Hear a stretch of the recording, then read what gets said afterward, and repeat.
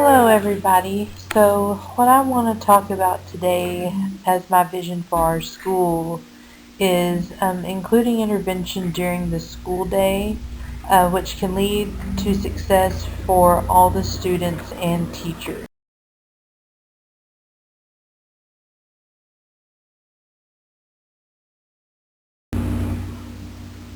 So first I want to go over what this vision that I have entails.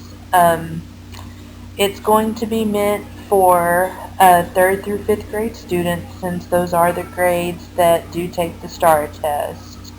There will need to be 2 to 3 teachers certified in special ed to conduct this class. With the amount of special ed students that we have, and with the amount of teachers that we have, that would also allow for any of the students that do receive co-teach according to their IEP to still receive that. Next would be students that would be automatically placed in this class or program will be the students who are in special education based on academic needs, such as a specific learning disability, other health impairment, emotional disturbance, and intellectual disability. And again, these are for the kids that are able to be in a general education classroom setting without any problems with transitioning and no extreme um, behavior things that are handled by programs such as class that we have on our campus.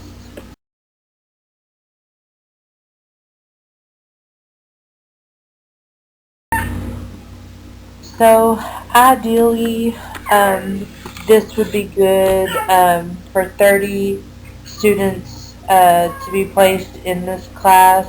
And let me clarify, when it says during this class period, it won't be 30 kids at once. I would like to try to do it, if anything, by grade level. So there would be a 3rd grade intervention period, 4th, 5th, and so on.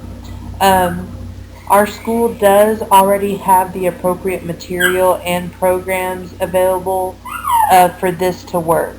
So this means no additional money spent on curriculum. The resource room can be where this class period takes place.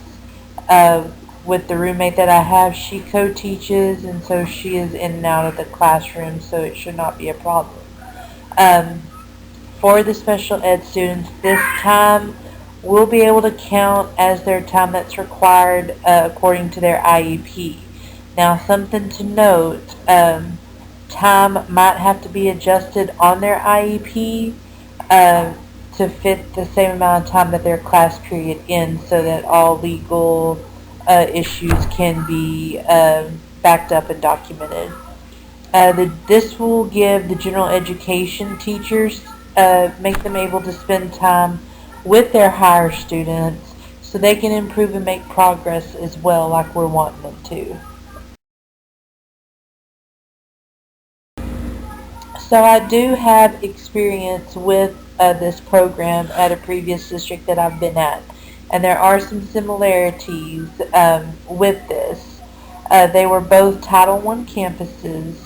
Um, there is a high percentage, so that makes it a high percentage of economically disadvantaged students, which so that makes both, I looked it up, and both campuses are over 70% economically disadvantaged.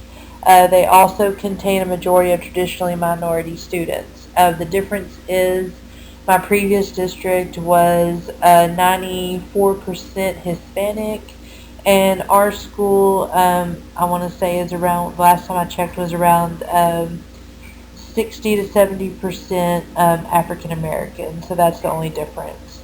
They were similar in class sizes in 3rd through 5th grades, and both campuses contained over 10% of students that were identified as special education.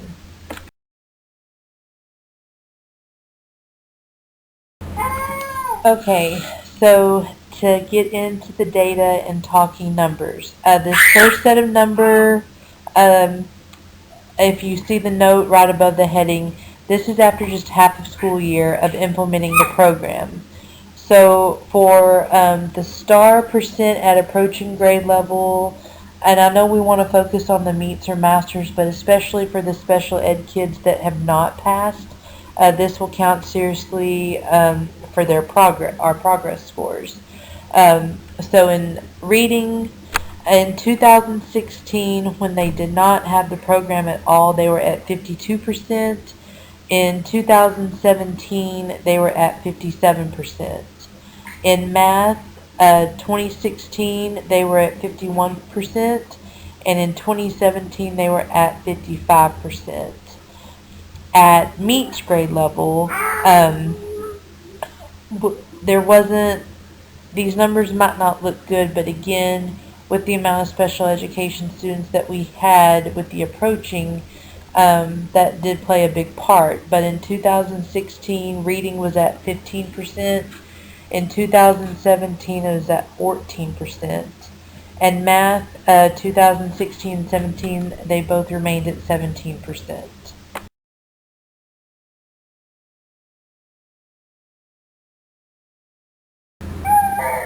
And with master's grade level, at 2016 in reading, they were at 0%.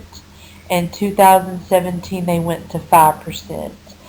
For math, there was not enough really sufficient data for them to make note of on the district report card. At met or exceeded progress, now this is where the numbers really get, you'll see the big increase. For the star percent at met or exceeded progress, in 2016 in reading, it was at 52%. 2017, again, this is only half a school year of implementing the program, it went up to 68%. For math, in 2016 was at 66% and went to 76%. In the category of exceeded progress, went from, in reading, 2016 it was 8% to 21% for 2017.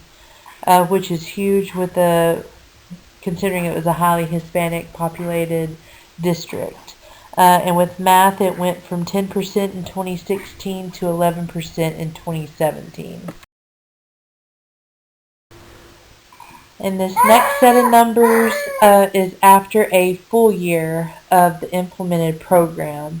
The star percent approaches grade level. 2017 went from 57 to 2018 to 70. They scored a 78%, which was an increase of 21%. And in math, you can see that they had an increase of 4% for the approaching grade level. For the meets grade level score, they go from 14 to 23%. And in math, from 17 to 30%.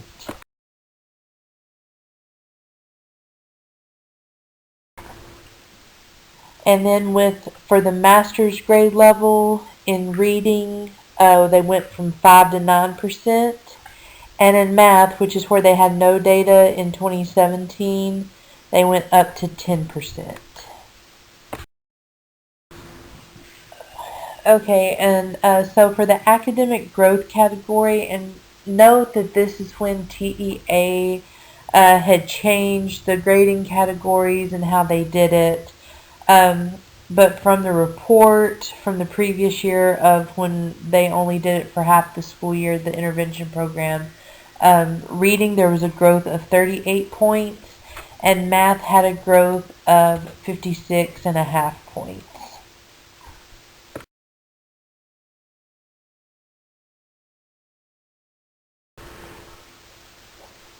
So to look at the STAR report card, since they went from 4 categories in 2017 to 3 categories in 2018, student achievement, this was the area that they did not meet their goal, but they did go from a 53 to 58%.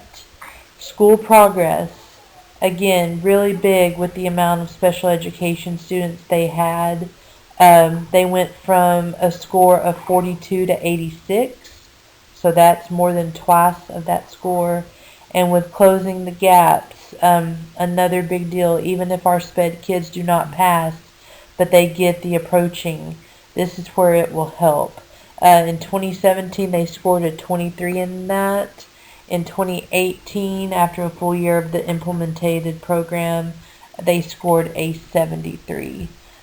Um, one thing, one other thing I want to implement, some key things. With this, every student will not be taught the same thing. They will be assessed before getting into the program to see where their gaps are. In fact, in my resource classroom, I use an assessment to do that, to see where the gaps are. They will each have a data notebook. So for IEP, ARD meetings, it will be great to carry. There are charts that are colored in. There are a lot of graphing for parents. It gives parents a concrete example of to see the progress that their child has made. I think implementing this, every student will not be doing the same thing. The idea is to have 3 students to 1 teacher. So student A might be working in this math intervention time. Student A might be working on place value to hundreds when student B is on decimal place value, and student C is has already mastered place value and working on addition with regrouping. So again, it's very individualized, but it's very fast, in a good way though. Everything is paced, short chunked assignments, which a lot of special education students have that as an accommodation or modification anyway. So I think for reaching the goals that our campus needs, very similar to my previous district, but I think this will benefit a campus a whole lot, and I really hope that I can get your support. Have a great night.